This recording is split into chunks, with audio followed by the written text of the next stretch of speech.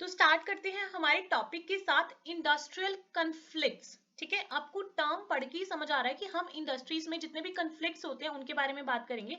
मतलब जो स्ट्रगल्स होते हैं या जो भी दिक्कतें आती हैं जिसमें इंप्लॉयर्स और एम्प्लॉयज का जो इंटरेस्ट है उसमें दिक्कतें आती हैं, वो हम जानेंगे। सो कन्फ्लिक्ट, इंडस्ट्रियल कन्फ्लिक्ट होता क्या है? A struggle over values and claims to scarce status, power and resources. आपको पता है कि जो हमारी रिसोर्सेज, पावर एंड स्टेटस है वो हमेशा स्कार्स रहता है। सो उनको उनकी वजह से जो स्ट्रगल होता है किसी भी ऑर्गेनाइजेशन में, उसको हम कहते हैं industrial conflicts, in which the aim of opponent are to neutralize, injure और एलिमिनेट द राइवल्स। हमेशा जो सामने वाला बंदा है वो अपने राइवल्स को एलिमिनेट करना चाहेगा और चाहेगा कि जितने भी पावर्स हैं, रिसोर्सेज हैं, वो सब उसको मिले, जिसकी वजह से इंडस्ट्रीज में क्या हो जाते हैं, कंफ्लिक्ट हो जाते हैं। सो इंडस्ट्रियल कंफ्लिक्ट एक ऐसा इंटरैक्टिव प्रोसेस है जो मैनिफेस्ट किया जाता है। उसमें क्या होता है, क्योंकि जब भी कंफ्लिक्ट होगा उन केसेस में क्या होगी, इनकम्पैटिबिलिटी होगी, मतलब उनके बीच में आपस में कोई भी कंपैटिबिलिटी नहीं होगी, डिसएग्रीमेंट्स होंगे, डिसोनेंस होगा within the or between the social entities including interpersonal, intergroup या inter organizational conflicts।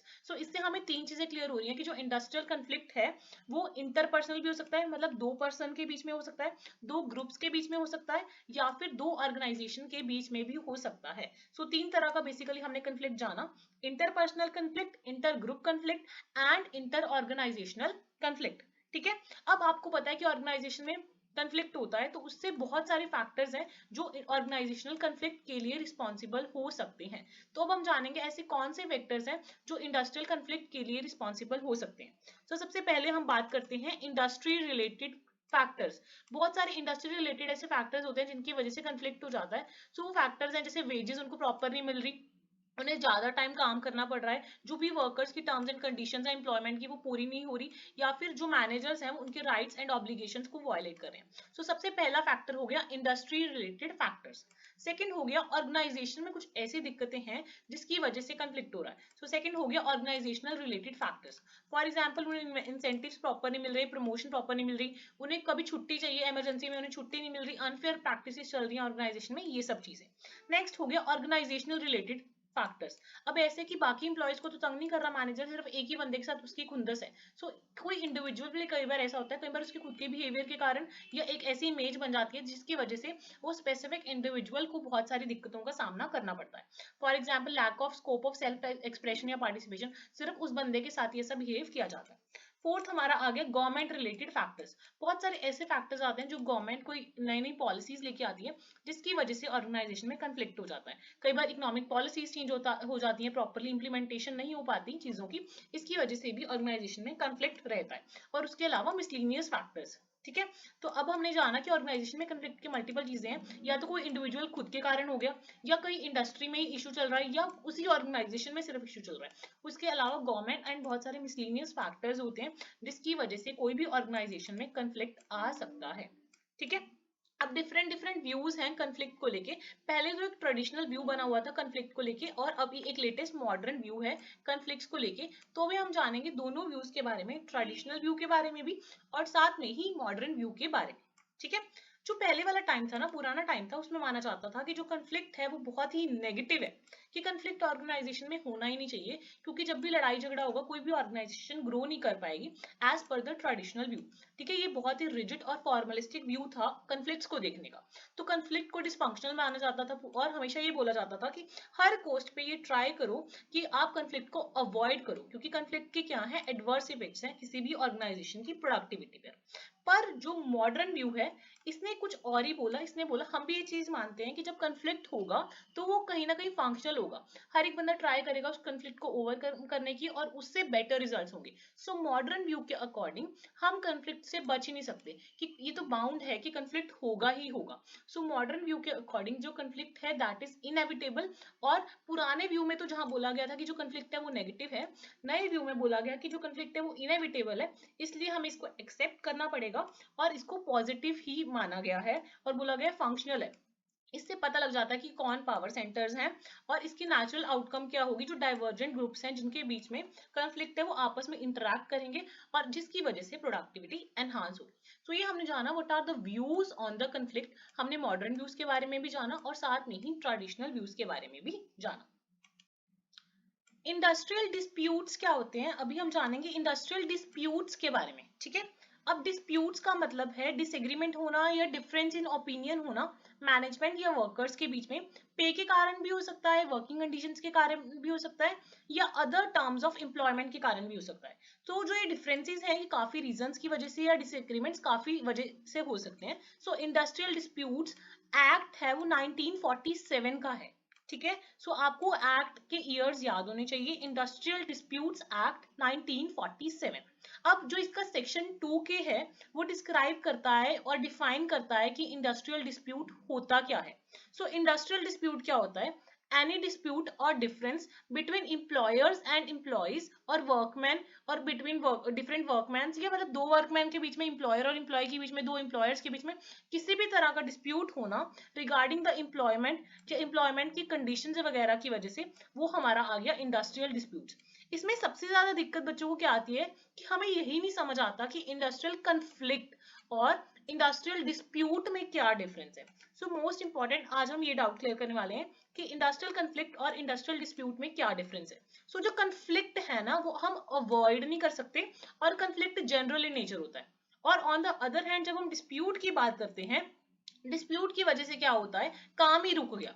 Conflict unavoidable है, हालांकि उसकी वजह से काम नहीं रुकता, पर डिस्प्यूट की वजह से आपका काम ही रुक जाता है। और डिस्प्यूट थोड़ा स्पेसिफिक इन नेचर है। सो कन्फ्लिक्ट थोड़ा जनरल इन नेचर है और जो डिस्प्यूट है वो थोड़ा स्पेसिफिक इन नेचर है, ठीक है। अब जो डिस्प्यूट है वो इंडिविजुअल डिस्प्यूट भी हो सकता है और इंडस्ट्रियल डिस्प्यूट भी हो सकता है, ठीक है। इंडिविजुअल डिस्प्यूट का मतलब है इंडिविजुअल्स के बीच में डिस्प्यूट होना, जैसे वर्कर और एम्प्लॉयर के बीच में हो गया। इंडस्ट्रियल डिस्प्यूट का मतलब है कि एक तरफ तो सिर्फ आपका एम्प्लॉयर है और दूसरी तरफ लार्ज ग्रुप ऑफ वर्कमैन है। सो वर्कमैन अगेंस्ट खड़े हैं किसी एम्प्लॉयर के कोई भी इशू को लेके, बेशक पीएफ का इशू हो सकता है, बोनस का हो सकता है, वेजेस का हो सकता है, कोई भी इशू हो सकता है। अब जब भी किसी भी इंडस्ट्री में इंडस्ट्रियल डिस्प्यूट होगा तो ऑब्वियसली उसका इफेक्ट वर्कर्स पर भी पड़ेगा, एम्प्लॉयर्स पर भी पड़ेगा, और कहीं ना कहीं जितने भी इंडस्ट्री के स्टेक होल्डर्स हैं उन पर इस चीज का इफेक्ट पड़ेगा। और ऑब्वियसली जब सारे स्टेक होल्डर्स पर इफेक्ट पड़ेगा तो हमारी इंडियन इकोनॉमी और सब चीजों पर भी इस चीज का इफेक्ट पड़ेगा। समझ आ गया यहाँ तक? अब जो वर्कर्स हैं, सबसे पहले हम वर्कर्स की बात करते हैं। उन्हें वेजेस नहीं प्रॉपर मिलेंगी, वो स्ट्राइक कर सकते हैं, ठीक है, जब कि हम तब तक काम नहीं करेंगे जब तक आप हमें पैसे नहीं देते। और स्ट्राइक हमेशा ये जरूरी है कि स्ट्राइक लीगल हो और जस्टिफाइड हो। अब एम्प्लॉयर को क्या फर्क पड़ेगा? ऑब्वियसली जब वर्कर्स ही नहीं काम करे तो जितनी भी प्रोडक्शन है वो बहुत ज्यादा एडवर्सली इफेक्ट हो जाएगी, काम रुक जाएगा, उसकी सेल्स कम हो जाएंगी। ऑब्वियसली जब सेल्स कम होंगी तो एम्प्लॉयर के जो प्रॉफिट्स हैं वो भी कम हो जाएंगे। So these are the effects on the employers. Next, बाकी स्टेक होल्डर्स और इकोनॉमी पर क्या इफेक्ट पड़ेगा?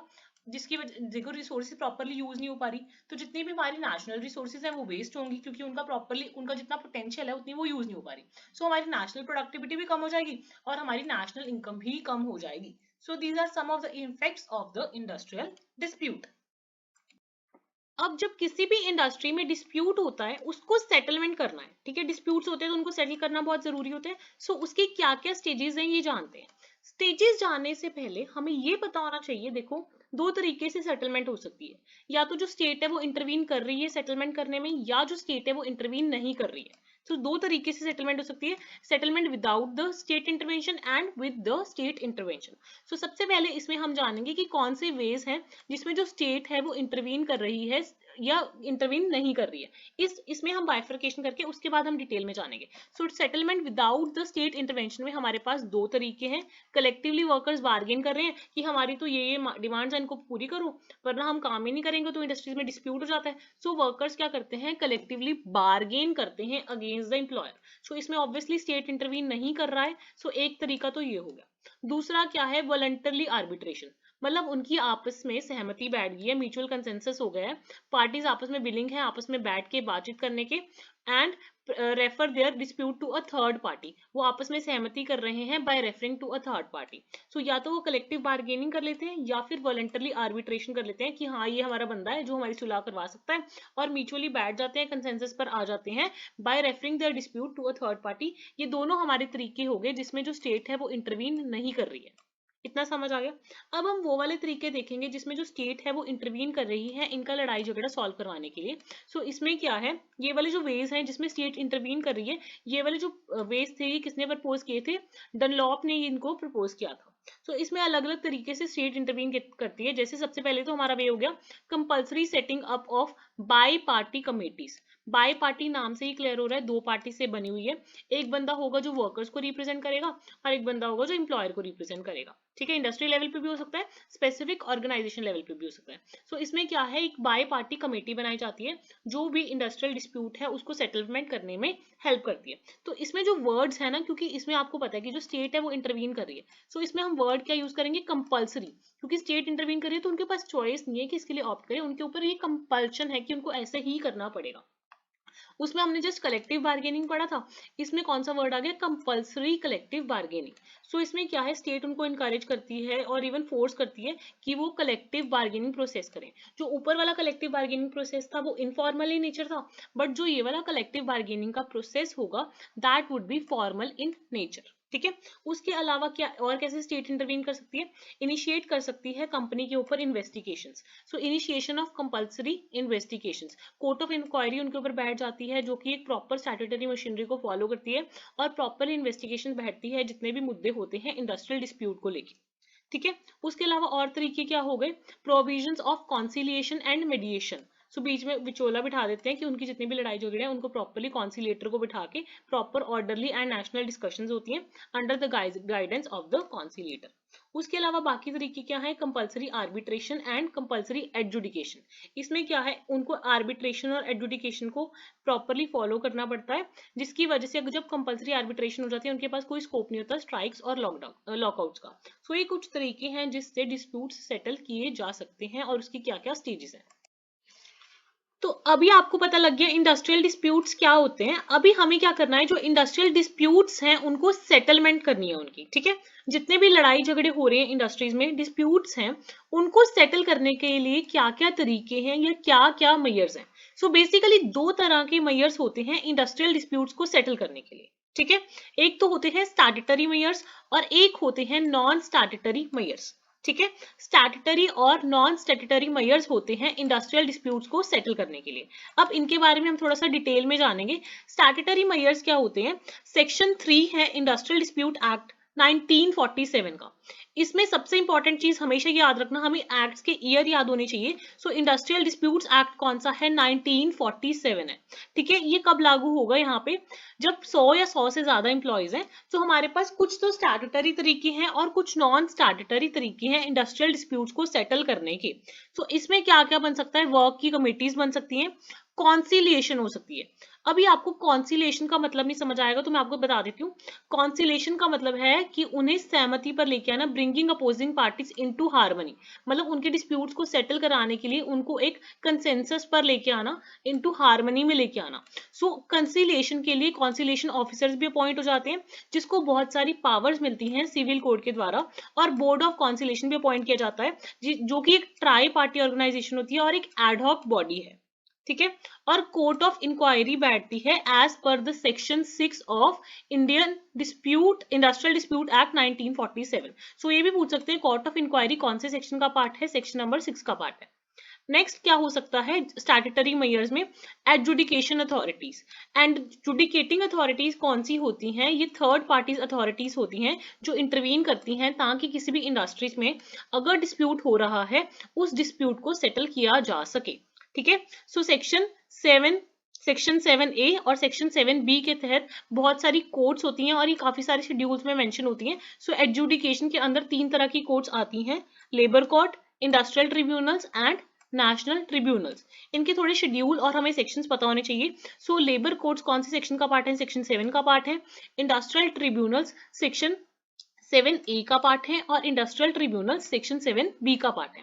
और जो लेबर कोर्ट्स हैं ये शेड्यूल 2 का पार्ट है, ये शेड्यूल 2 एंड 3 का पार्ट है और ये हमने यहाँ पे प्रॉपर मेंशन कर दिया। सो बेसिकली आपको जब भी इंडस्ट्रियल डिस्प्यूट्स होते हैं उनको सेटल करने के लिए आपके पास स्टैट्यूटरी तरीके हैं उसको सॉल्व करने की, ये हमने पढ़ लिए। स्टैट्यूटरी में हमने पढ़ा वर्क कमेटीज के बारे में, कॉन्सिलेशन के बारे में और एडजुडिकेशन के बारे में। ठीक है, ये तो हमारे हो गए स्टैट्यूटरी तरीके। अब हम बात करते हैं नॉन स्टैट्यूटरी तरीके। इसमें क्या है, वर्कर्स को ऑब्वियसली आपको पता है कि आपकी जो ऑर्गेनाइजेशन है उसमें बहुत सारे डिस्प्यूट चल रहे हैं वर्कर्स के बीच में आपस में, तो आप क्या करोगे, इनकरेज करोगे वर्कर्स को कि वो मैनेजमेंट के साथ पार्टिसिपेट करें जिसकी वजह से जो कन्फ्लिक्ट्स हैं वो कम हो जाए। ठीक है। उसके अलावा कलेक्टिव बार्गेनिंग के लिए इनकरेज कर सकते हो, ठीक है, वॉलंटरली वो कलेक्टिवली बार्गेन करें। उसके अलावा अगर कोई ग्रीवेंस हो जाता है, ग्रीवेंस प्रोसीजर फॉलो कर सकते हैं, अलग अलग बॉडीज बना सकते हैं, ट्राई पार्टी बॉडीज बना सकते हैं, कोड ऑफ डिसिप्लिन फॉलो कर सकते हैं, और बहुत सारे स्टैंडिंग ऑर्डर्स होते हैं जिनको फॉलो कर सकते हैं। स्टैंडिंग ऑर्डर्स क्या करते हैं, रेगुलेट करते हैं जितनी भी कंडीशंस होती हैं ताकि प्रॉपरली इंडस्ट्रीज में पीस एंड हार्मनी मेंटेन रहे। सो मेनली आपके लिए यहाँ पे दो टर्म्स हमने इसमें जस्ट इंपॉर्टेंट पढ़नी है, कॉन्सिलिएशन और एडजुडिकेशन। एडजुडिकेशन में थर्ड पार्टी इंटरवीन करती है, और कॉन्सिलिएशन में पार्टीज को हार्मनी में लाने की और एक कॉमन कंसेंसस पर लाने की कोशिश की जाती है। ये है measures of settlement of industrial dispute.